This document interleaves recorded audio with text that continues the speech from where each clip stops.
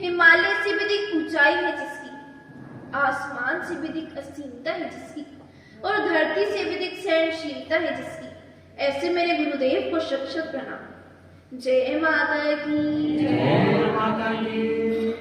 Always empower yourself with positive thoughts.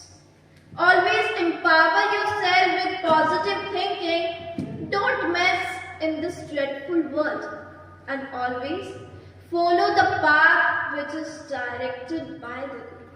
एक बार एक भगत अपने गुरुदेव महाराज के पास जाता है। अपने गुरुदेव के पास जाकर उनसे कहता है कि गुरुदेव, मेरे मन में एक प्रश्न है, मेरी एक जिज्ञासा है, और इस जिज्ञासा को आप शांत कीजिए कि एक सच्चे संत की और ज्ञानी की क्या परिभाषा होती है, कि एक सच्चे संत की और ज्ञानी की क्या परिभाषा होती है, आप मुझे बताइए। गुरुदेव महाराज ने कहा कि मैं तुम्हें कैसे समझा सकता हूँ, कि मैं तो स्वयं बहुत साधारण हूँ। तुम ऐसा करो कि तुम दूसरे महात्मा जी के पास जाओ, कि वो बहुत ज्ञानी है, परम ज्ञानी है। तुम उनके पास जाओ और उनसे ये सवाल करो, वे अवश्य ही तुम्हें अच्छे से समझाएंगे। भगत ऐसा ही करता है, अपने गुरुदेव से आज्ञा लेकर दूसरे महात्मा जी के पास जाते हैं, प्रणाम करता है और उनसे भी यही पूछता है कि महात्मा जी, एक सच्चे संत की और ज्ञानी की क्या परिभाषा होती है। ये सुनकर महात्मा जी ने कहा कि तुम तो गलत स्थान पर आ गए हो, कि तुम तो गलत स्थान पर आ गए हो। मैं तो साधारण संत भी नहीं हूं, मैं तो सबसे बड़ा अज्ञानी हूं, कि मैं तो भी ज्ञान की पहली सीढ़ी पर हूं। तो मैं तुम्हें क्या समझा सकता हूं।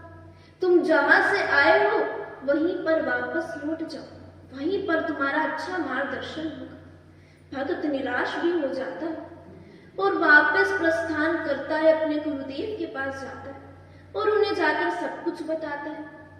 गुरुदेव उससे पूछते हैं कि अब तो तुम्हें अपने सवाल का जवाब मिल ही गया होगा, अपने प्रश्न का उत्तर मिल ही गया होगा। उन्हें सारी बात बताता है कि वो इतने बड़े संत हैं, इतने ज्ञानी हैं, और उन ज्ञानी संत के द्वारा ये कहना कि वो ज्ञानी है और ज्ञान की पहली सीढ़ी पर है, तो उस बात से ये प्रमाणित हो जाता है कि वो कितने बड़े परम ज्ञानी हैं।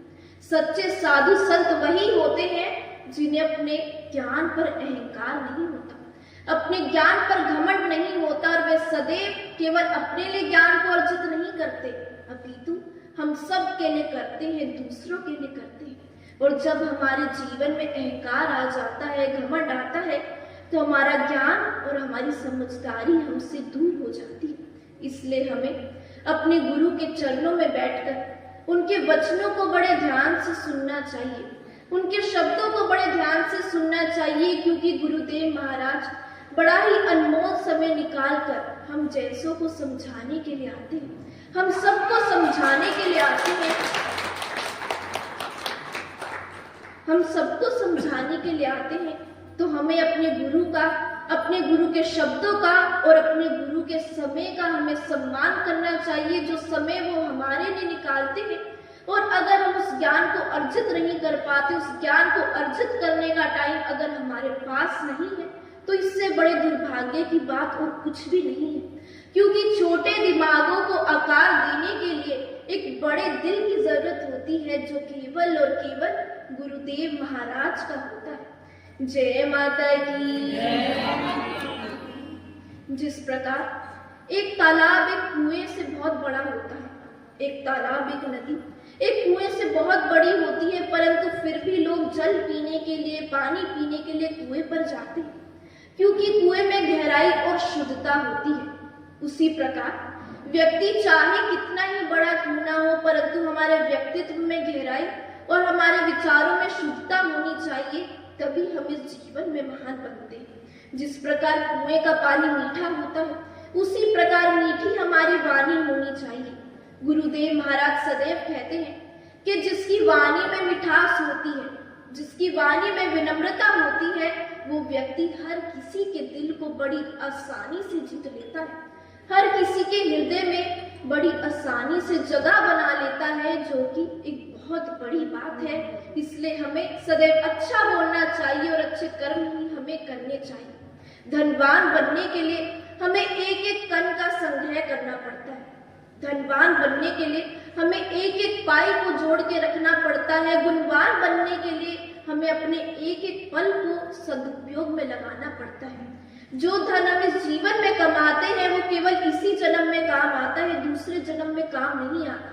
परंतु हमारे द्वारा किया गया दान पुण्य इस जीवन में तो काम आता है, परंतु जन्मों जन्म हमारा साथ देता है, जन्मों जन्म हमारे साथ रहता है। इसलिए सदैव अच्छाई की ओर हमें प्रेरित होना चाहिए, क्योंकि बुरा बनने में वक्त ही कहाँ लगता है, बुरा बनने में वक्त ही कहाँ लगता है। और अच्छा बनने के लिए और अच्छे कर्मों के लिए तो हमारा ये जीवन भी छोटा है, हमारा ये जन्म भी कम है।